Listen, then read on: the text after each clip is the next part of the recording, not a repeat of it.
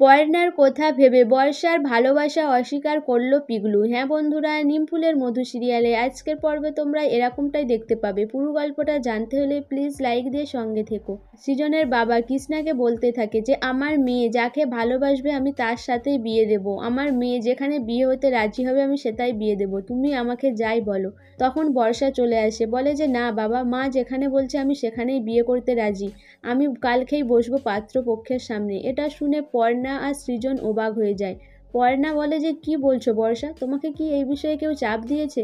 তুমি এরকম কথা কেন বলছো? তোমার সাথে কেউ কি জোর করছে? তখন বর্ষা বলে যে না, আমার সাথে কেউ কিছুই করেনি, আমি বলছি আমি মা যেখানে বলবে আমি সেখানেই বিয়ে করব। এরপর বর্ষা ওখান থেকে চলে যায়। সৃজন তার বাবাকে বলে যে বাবা কি হলো বলো তো ব্যাপারটা।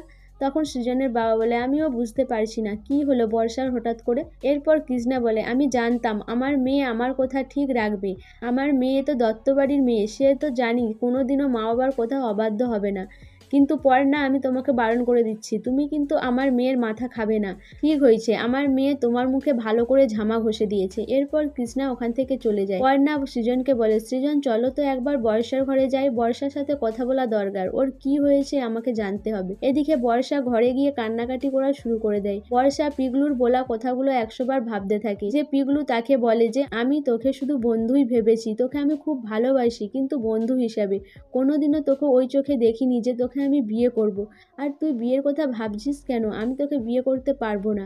এই কথাটা যতবার বর্ষা মনে করছে ততবারই বর্ষা কাঁদতে থাকে। বর্ষা বলে যে আমি কেন পিগলুর কথা ভাবছি? পিগলু তো আমাকে পরিষ্কারই জানিয়ে দিল যে সে আমাকে কোনোদিনও ভালোই বাসেনি, আমি কেন ওর কথা ভেবে কান্নাকাটি করছি।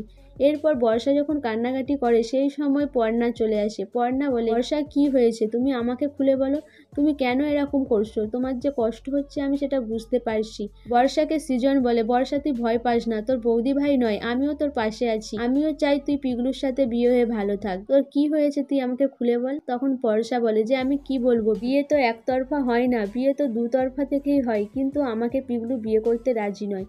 এরপর পর্ণা বলে যে পিগলু নিজের মুখে বলেছে তোমাকে এই কথা? বর্ষা বলে যে হ্যাঁ। এরপরে পর্ণা বলে চলো তো সৃজন একবার পিগলুর সাথে কথা বলে আসি। এরপর পর্ণা আর সৃজন পিগলুর ঘরে যায়, পিগলুকে জিজ্ঞাসা করে। তখন পিগলু বলে যে দিদি তোরা আমাকে জোর করছিস কেন? বিশ্বাস কর আমি বর্ষাকে এইভাবে কোনোদিনও দেখিনি, আমি শুধু ওর ভালো বন্ধু, ও আমার ভালো বান্ধবী, কিন্তু আমি ওকে অন্য চোখে দেখিনি কখনো, তুই বিশ্বাস কর, তোরা আমাকে এই বিষয়টা নিয়ে জোর করিস না। তখন সৃজন বলে ও আমার বোন হয়তো ভুল পাত্রেই দান করেছে, আমার বোন তোমাকে ভালোবেসেছে কিন্তু সে ভুল করেছে। এরপর সৃজন ওখান থেকে চলে যায়। পর্ণাও কিছু না বলে চলে যায়। তারপরে পিগলু কান্নায় ভেঙে পড়ে। পিগলু কাঁদতে কাঁদতে বলে যে আমি চাই না দিদি আমার জন্য তোর কষ্ট হোক, তুই এই অবস্থায় কোনো চিন্তা ভাবনা কর, কারণ আমার জন্য তোর যদি কোনো ক্ষতি হয় সেটা আমি মেনে নিতে পারবো না। তুই ছোটবেলা থেকে আমাকে অনেক ভালোবাসা দিয়েছিস, যত্ন করেছিস, সব কিছু থেকে বিপদ আপদ থেকে আমাকে রক্ষা করেছিস, কিন্তু আমি এই অবস্থায় তোকে কি চিন্তার মধ্যে ফেলে দিই বল? আমি যদি বর্ষাকে ভালোবাসি, তুই এটা যদি জানতে পারতিস তাহলে তুই ঝাঁপিয়ে পড়তিস আমার বিয়েটা দেওয়ার জন্য, কিন্তু আমি চাই না আমার কারণে তোর আর সৃজনদার মায়ের মধ্যে আবার ঝামেলা হোক, তাই আমি আমার ভালোবাসাকে ত্যাগ করলাম। এদিকে কৃষ্ণা সকাল সকাল বাবুর বাবার হাতে বাজারের ব্যাগ ধরিয়ে দেয়, বলে বাবুর বাবা তুমি সকাল সকাল বাজার করে এনো, কালকে পাত্রপক্ষ আসবে, তাই সব কিছু রান্না বান্না আমি নিজের হাতেই করব। এদিকে সৃজনের বাবা বাজার করতে চলে যায়। এদিকে বর্ষা আর পিগলুর আবার দেখা হয়ে যায়। পিগলুকে বর্ষা বলে বন্ধু তুমি আমার একটা টিপের পাতা এনে দেবে? তখন পিগলু বলে যে হ্যাঁ বন্ধু আমি এনে দেব। তারপরে পিগলু বলে যে তুমি আমাকে কতদিন তুমি বলবে না, পিগলু তুই বলে ডাকবে না নাকি? এরপর পিগলু ওখান থেকে চলে যায়।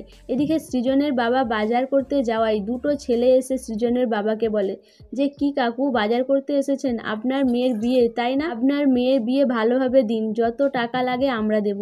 এরপর সৃজনের বাবার মনের মধ্যে একটা খটকা লাগে, ভাবে যে এরা কে, হঠাৎ করে আমাকে টাকা দিতে চাইছে কেন, এদের মতলবটাই কি? এরপর তিনি বলে যে না আমার কোনো টাকা পয়সা লাগবে না, আমার মেয়ের বিয়ে আমি যথাসাধ্য চেষ্টা করব, যেরকম পারি দেবো। এরপর লোক দুটো বলে যে কাকু লোনটা পাস করে দিন, না হলে কিন্তু আপনার বিপদ আছে। এরপরে পর্ণার শ্বশুর মশাই লোকজন ডেকে তার দিকে ঘেরাওয়া করে এবং তারা সেখান থেকে ছুটে পালিয়ে যায়। পর্ণার শ্বশুর মশাই তাড়াহুড়ো করে বাড়িতে আসে, এসে পর্ণাকে সব কথা খুলে বলে। তারপরেই পর্ণা বলে, বাবা আপনি একটু সাবধানে থাকবেন, নিশ্চয়ই এরা আরও কোনো বড় কিছু করতে চলেছে, তাই আপনি সাবধানে থাকবেন। বন্ধুরা, রাঘব বাবু কি তাহলে পর্ণার শ্বশুরমশাই যে লোন পাস করলো না সেই কারণেই কি পর্ণার শ্বশুরমশাইয়ের বড় কোনো ক্ষতি করতে চলেছে? তোমাদের কি মনে হয় অবশ্যই আমাকে কমেন্ট করে জানাবে। আর আমার ভিডিওটা ভালো লাগলে প্লিজ সাবস্ক্রাইব করে দিও, আর লাইক কমেন্ট শেয়ার করো।